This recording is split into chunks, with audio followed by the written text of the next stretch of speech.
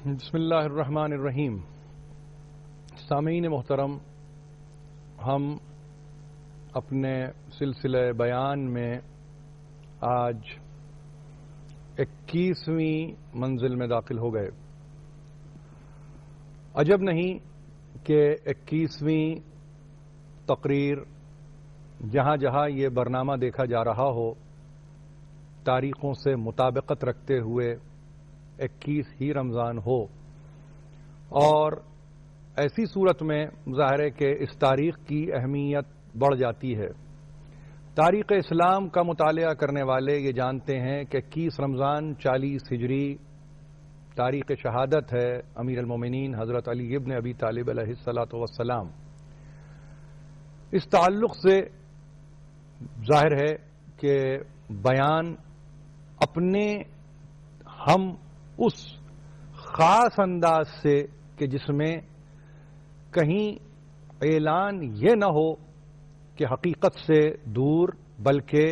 اعلان یہی ہو کہ حقیقت سے نزدیک، اور حقیقت بھی وہ حقیقت کہ جس کا اظہار خود امیر المومنین کر چکے تھے۔ تاریخ نے یہ بھی بتایا ہے کہ اپنے آپ کو اولین تابع بتایا، اپنے آپ کو اولین مطیع بتایا، اور اپنے آپ کو اولین اطاعت گزار نبی اکرم بتلایا ہے، اور یہی وجہ افتخار ہے۔ آج کا مسلمان اگر اس تاریخ سے کوئی سبق لینا چاہے تو اس تاریخ میں کمزوری تلاش نہ کرے، اس تاریخ میں فقط بکا کے پہلو کو تلاش نہ کرے، بلکہ اس تاریخ میں اپنے لیے وہ قوت اور وہ طاقت تلاش کرے جس کے بلبوتے پر وہ دنیا کے سامنے کھڑے ہو کر ایک کیریکٹر کے طور پر اپنے آپ کو پیش کر سکے۔ یہ امیر المومنین ہی کی ذات ہے کہ جس نے اس قابل کیا مسلمان کو جو تسلیم کی منزل پر ہے کہ اپنے کیریکٹر کو اتنا اسٹرانگ کیا جائے کہ پھر دنیا کی انگلیاں تم پر نہ اٹھیں، یعنی انگشت نمائی نہ ہو۔ ایسی صورت میں اگر آپ کے سامنے کل کی تقریر ہے تو اس میں جس بات کو میں نے انتہا میں کہا وہ بات یہی تھی کہ اتباع منیت سے تعلق رکھتی ہے، اور وہ منیت ظاہر ہے کہ مسلسل تربیت کا نتیجہ ہے۔ وہ تربیت کسی اور کی دی ہوئی نہیں تھی، نہ کسی اور نے وہ تربیت کی تھی، بلکہ وہ تربیت سرکار رسالت مآب ہی کی جانب سے تھی جو علی ابن ابی طالب کو مل رہی تھی۔ کلام مجید کا مطالعہ کرنے والے یہ جانتے ہیں کہ یہ مہینہ رمضان کا ہے، اور رمضان کی فضیلت کیا ہے۔ اسی ہستی سے کہ جس کا آج ہم تذکرہ کر رہے ہیں، کیوں نہ ایک قول کو آپ کے سامنے پیش کروں اور دیکھوں تو صحیح کہ کتنے ہیں جو اس قول کے نزدیک اور قرین اپنے آپ کو محسوس کرتے ہیں۔ امیر المومنین فرماتے ہیں، کم من صائم لیس لہ من صیامہ الا الجوع والظما۔ کتنے ہیں ایسے روزے دار، کتنے ہیں ایسے صائم، کتنے ہیں ایسے کہ جو حالت صیام میں ہیں۔ کم من صائم لیس لہ من صیامہ الا الجوع والظما، کہ ایسے روزے دار نہیں معلوم کتنے ہیں کہ جن کے لیے روزہ بھوک اور پیاس کے علاوہ کچھ ہے ہی نہیں۔ یہ کون ہے؟ یہ علی ابن ابی طالب ہیں۔ روزے کا مہینہ ہے، رمضان کا مہینہ ہے، اور اس مہینے میں یہ گفتگو کرنے والا اتنے پروگریسو مائنڈ کے ساتھ گفتگو کر رہا ہے کہ تنہا بھوک اور پیاس کا نام روزہ نہیں ہے۔ کم من صائم لیس لہ من صیامہ الا الجوع والظما، کم من قائم لیس لہ من قیامہ الا السحر والعنا۔ کتنے ایسے ہیں جو قائم اللیل ہیں، کتنے ایسے ہیں جو راتوں کو کھڑے رہ کے عبادت کر رہے ہیں، کتنے ایسے ہیں کہ جو اپنی عبادتوں میں پوری پوری رات بسر کر رہے ہیں، مگر ان کا کھڑے رہنا، عبادتوں میں منہمک رہنا، سوائے اس کے کہ ان کو تھکن اور ان کو تکلیف دے رہا ہے، اس سے زیادہ کچھ ہے نہیں۔ احبذا نوم الاکیاس و افطارہم، کیا کہنے صاحبان عقل کی نیند کے اور ان کی افطار کے۔ یہ امیر المومنین کا قول ہے، نہج البلاغہ میں موجود ہے، اور میں سمجھتا ہوں اس سے زیادہ پروگریسو اپروچ اسلام میں شاید ہی کسی نے دی ہو۔ یعنی صوم ایک عبادت ہے، سیام ایک حالت ہے، لیکن اس کے باوجود جس چیز پر زور دیا ہے کہ تنہا بھوک اور پیاس کو اگر کوئی مد نظر رکھ کر یہ سمجھ رہا ہے کہ یہ روزہ رکھ رہا ہے تو وہ روزہ نہیں ہے۔ تنہا اگر کوئی یہ سمجھ رہا ہے کہ وہ راتوں کو کھڑے رہ کر نمازیں پڑھ رہا ہے، قرآن کی تلاوت کر رہا ہے، تو بہت دفعہ ایسا ہوا ہے کہ وہ تلاوت اور وہ قیام باللیل تھکن اور تکلیف کے سوا کوئی اور صورت پیدا ہی نہیں کرتا۔ اسی لیے امیر المومنین نے کہا کیا کہنے ان عقلوں کے کہ جو اپنے آپ کو حالت منام میں رکھتی ہیں، حالت نوم میں رکھتی ہیں، وہ استیغاث کی منزل پر نہیں ہیں، وہ بیداری کی منزل پر نہیں ہیں، نوم کی حالت، منام کی حالت، نیند کی حالت۔ مگر اس نیند کے کیا کہنے جو عقل مندوں کی نیند ہوا کرتی ہے، اس افطار کے کیا کہنے جو عقل مندوں کا افطار ہوتا ہے۔ حالت منام غفلت کی حالت نہیں ہے، کہیں غلطی نہ ہو سمجھنے میں، یہ حالت منام ہے۔ انی فی المنام کی منزلیں ہیں قرآن مجید میں، اور وہ منزلیں ہیں کہ جہاں پہ اعلان کرنے والا کہہ رہا ہے کہ میں نے دیکھا ہے خواب کے عالم میں، میں نے دیکھا ہے خواب کی صورت میں، انی اذبحک فانظر ماذا تری، کہ میں تمہیں ذبح کر رہا ہوں، بتاؤ تم کیا دیکھتے ہو، بتاؤ تمہاری رائے کیا ہے، بتاؤ کہ تم کیا کہتے ہو۔ تو اسلامیات کا مطالعہ کرنے والے یہ جانیں کہ حالت نوم غفلت کی حالت کو نہیں کہتے، بلکہ حالت نوم ہر آن ایک ارتباط ہے، ایک تعلق ہے اپنے معبود حقیقی سے، اور وہ تعلق جو ہمیشہ سے ہے اور ہمیشہ رہتا ہے۔ نوم کی حالت کو مسلمان غفلت کا لباس نہ پہنائیں، بلکہ نوم اگر عقل مند کی زندگی میں ہے تو وہ بیداری سے تجاوز کرنے والی حالت ہے، وہ بیداری سے بہتر ایک حالت ہے جس کو حالت منام کہا گیا۔ امیر المومنین نے کہا یاد رکھو یہ زندگی گزرنے والی زندگی ہے، فقط رسمن عبادت نہیں کیا کرتے، فقط اسمن عبادت نہیں کیا کرتے، رسم میں رمضان، اسم میں مسلمان، یہ طریقہ نہیں ہے انسانوں کا۔ عبادت رسم سے بڑھ جائے،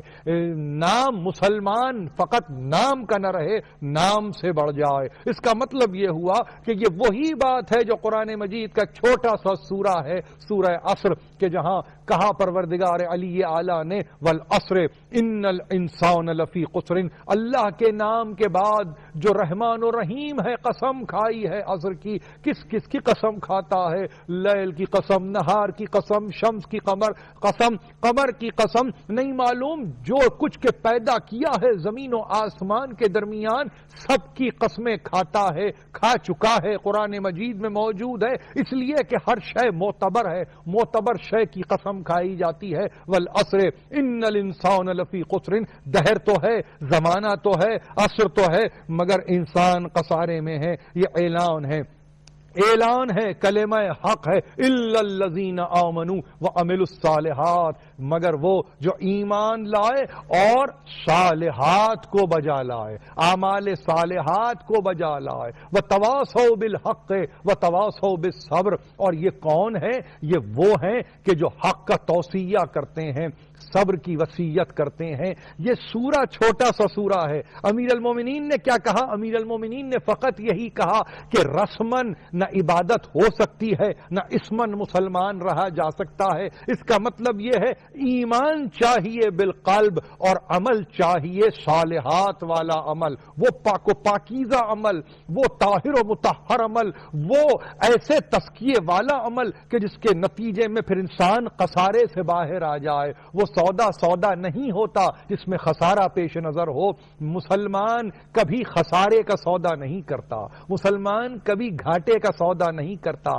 قرآن کبھی نہیں چاہتا کہ آپ کی منفعت کم ہو جائے، آپ کا خسارہ بڑھ جائے۔ قرآن نے کبھی بھی اس ڈسپیرٹی کو پروموٹ نہیں کیا ہے۔ یہ ڈسپیرٹی ہے، یہ فقط اکنامکس میں ڈسپیرٹی نہیں ہے، بلکہ ایمان و ایمانیات میں بھی یہ ڈسپیرٹی ہے۔ ایمان کم ہو جائے، عمل کم ہو جائے اور ایمان سے آگے کفر چلا جائے اور عمل کے آگے بد عملی چلی جائے، نہیں، خسارہ ہی خسارہ ہوگا، مگر وہ خسارے میں کبھی نہیں رہے گا جو ایمان لاتا ہے، یعنی اختیار کرتا ہے اور صالح کو بجا لاتا ہے، اعمال صالحہ کو بجا لاتا ہے۔ اور پھر ان دو باتوں کے ساتھ اب اس میں ایک تاکید بھی ہے، تنبیہ بھی ہے، تعدیب بھی ہے اور اس کی تشریح بھی ہے کہ فقط ایمان لانا اور عمل صالح اختیار کرنا، ایمان ظاہر قلب سے تعلق ہے، عمل کا تعلق آپ کے فعل سے ہے، یہ دونوں چیزیں تو آپ سے متعلق ہو گئیں، مگر چونکہ اسلام ایک اجتماعی مذہب ہے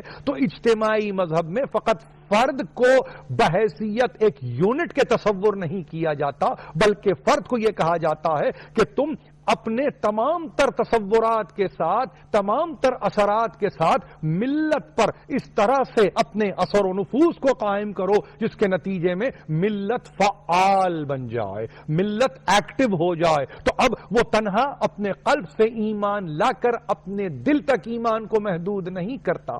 وہ فقط عمل صالح بجا لا کر اپنے ثواب میں اضافہ نہیں کرتا، بلکہ وہ تواصوا بالحق و تواصوا بالصبر۔ اب جب کبھی ملتا ہے، جب کبھی آپس میں معانقہ، مصافحہ، ملاقات ہوتی ہے تو پھر اس میں آتے ہوئے جاتے ہوئے حق کا توصیہ کرتا ہے، حق کے بارے میں تاکید کرتا ہے، صبر کی وصیت کرتا چلا جاتا ہے۔ علماء تفسیر نے لکھا ہے جب یہ سورہ نازل ہوا ہے، سورہ عصر، تو طریقہ کار مسلمانوں کا یہ تھا کہ جب رخصت ہوتے، ایک دوسرے سے جدا ہوتے تو اس سورے کی تلاوت کرتے اور ایک دوسرے کو حق کی تاکید اور صبر کی تنبیہ توصیہ کرتے جاتے تھے۔ یہ مسلمانوں کا طریقہ تھا، فقط سلام علیکم یا وعلیکم السلام کی منزل نہیں تھی، بلکہ سوروں کی تلاوت بھی پیش نظر تھی۔ چھوٹے چھوٹے سورے اپنے سامنے رکھا کرتے تھے اور اس سے معانی و مفاہیم کو اخذ کیا کرتے تھے۔ امیر المومنین کا یہ کہنا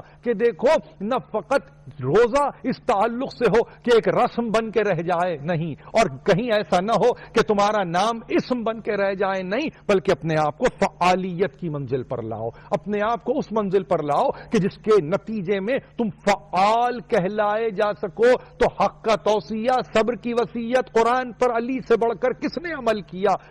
اب دنیا نے دیکھا کہ جب ضرب لگی ہے ابن ملجم کی اور ابن ملجم نے ضرب کاری لگائی ہے تو دنیا سے رخصت ہوتے ہوئے اپنے دونوں صاحبزادگان یعنی امام حسن علیہ السلام اور امام حسین علیہ السلام کو طلب کیا ہے، اور جانے والا باپ دنیا سے جاتے ہوئے حق کا توصیہ کر رہا ہے، صبر کی وصیت کر رہا ہے، یعنی سورہ عصر پر باقاعدگی سے عامل ہے علی ابن ابی طالب، اور بے اختیار اپنے بڑے بیٹے کو بلایا، اپنے چھوٹے بیٹے کو بلایا اور اس کے بعد کہا تم دونوں کو اوصیکما بتقوی اللہ، میں تم دونوں کو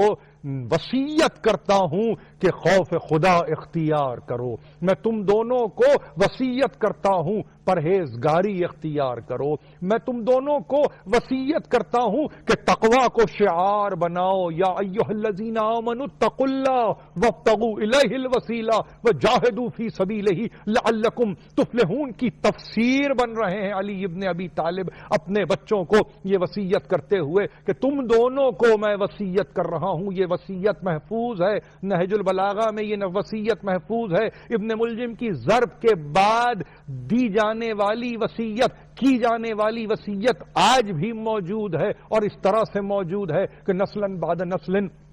آگے بڑھ رہی ہے۔ استفادہ کرنے والے مسلسل ہیں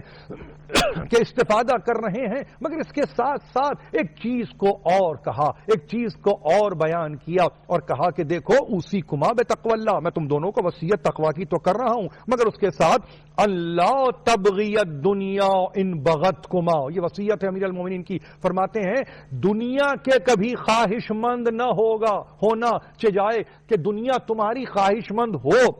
سکتا ہے یہ دنیا تمہاری خواہش مند ہو جائے اور یقیناً حتماً تمہاری خواہش مند ہوگی، مگر اس کے باوجود کہ دنیا تمہاری خواہش مند ہو، تم دنیا کے خواہش مند نہ ہونا، تم دنیا کی طلب نہ کرنا، تم دنیا کو چاہنے نہ لگنا، تم دنیا کو مانگنے نہ لگنا۔ ان لا تبغی الدنیا ان بغتکما ولا تعصف علی شیء ان ذوی عنکما، اور کبھی کف افسوس نہ ملنا، کبھی کسی بات پر تعصف نہ کرنا، کبھی اس بات کا افسوس نہ کرنا، یعنی کس بات کا افسوس نہ کرنا، اگر کوئی شے تمہارے ہاتھ سے روک لی جائے، لے لی جائے، تو کبھی اس بات کا افسوس نہ کرنا۔ یہ امیر المومنین ہیں، شہزادگان کو وصیت کر رہے ہیں، یعنی تقوی کی وصیت کی تو امیر المومنین نے کی، دنیا سے بچنے کی وصیت کی تو امیر المومنین کی، دنیا کے تمنائی نہ بننے کی وصیت کی تو امیر المومنین نے کی،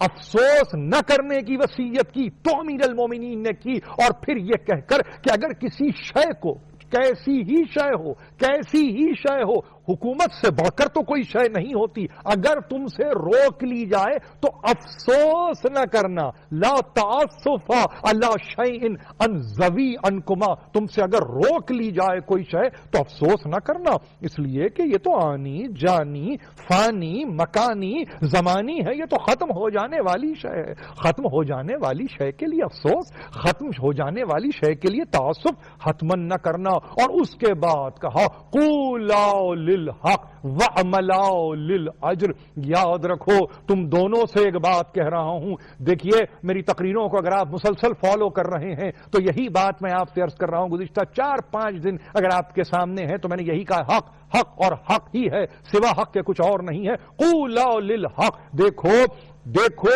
تم دونوں حق ہی کے لیے اپنے آپ کو آمادہ کرنا، یعنی تمہارا حق، تمہارا قول حق کے سوا کچھ اور نہ ہو، تمہاری بات حق کے سوا کچھ اور نہ ہو، تمہارا کہنا حق کے سوا کچھ نہ ہو۔ دیکھیے یہ توصیہ ہے حق کا، وتواصوا بالحق وتواصوا بالصبر کی تفصیل بننے جا رہی ہے یہ وصیت، ایک مرتبہ قولا بالحق، قولا للحق، اور پھر اس کے بعد وعملا للاجر، اور کوئی کام ایسا نہ کرنا جس میں اجر پیش نظر نہ ہو، یعنی ہر کام ثواب کو سامنے رکھ کر کرنا، عقاب کو سامنے رکھ کر نہ کرنا۔ اور اس کے بعد تاریخ نے اس جملے کو رقم کیا ہے، اور قیامت تک کے لیے یہ ایک ایسا اصول بن گیا جس سے آج کی متمدن قومیں